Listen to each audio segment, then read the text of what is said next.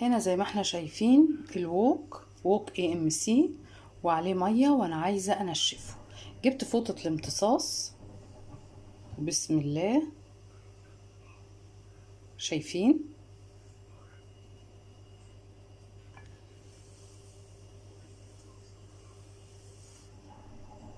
خلاص ولا نقطه ميه في لمح البصر. تعالوا نشوف الفوطه شكلها ايه. منتهى السهوله، كأن ما عملتش حاجه. الميه الكتير دي راحت فين؟ ولا حاجه، شربتها. واقدر انشف اكتر من كده مره واتنين وتلاته. بجد جميله جدا جدا وتحفه. واللي ما جابش فوطه الامتصاص غير ان انا بنشف بيها الاواني والرخامه واي حاجه تقع مني، سوائل. كمان بقدر اعمل بيها حاجات كتير.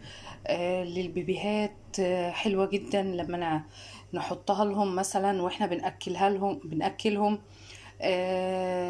حد مريض، شفاه جميع يا رب، ربنا يشفي الكل، عنده سخونية عميلة، بلتها وعصرتها شوية وراحت حطها على راسها. طبعا ما فيش نقط او قطرات بتنزل منها.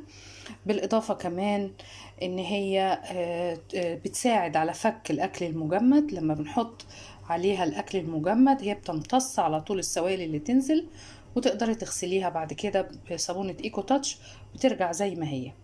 بالاضافة كمان اللي تنشفي بيها الخضروات والفاكهة وكل شيء، وتبقى فوطتك الأساسية في المطبخ تنشفي بيها ايدك. زي انا مثلا ما بحب دايما بعد كل ما اعمل حاجة اغسل ايدي وانشفها، فدي بتسعفني وما تتبلش بعد وقت والاقيها اضطر انشرها عشان اجيب واحدة تانية. لا، بتقعد مدة طويلة استخدمها من غير ما اكون مضطرة ان انا انشرها. بصراحة فوطة جميلة جدا. بالاضافة بقى ان هي جميلة جدا كمان مع الازاز، تلميع الازاز حلوة جدا. يلا اللي ما جابش فوطة الامتصاص بسرعة يلا يفكر يجيبها.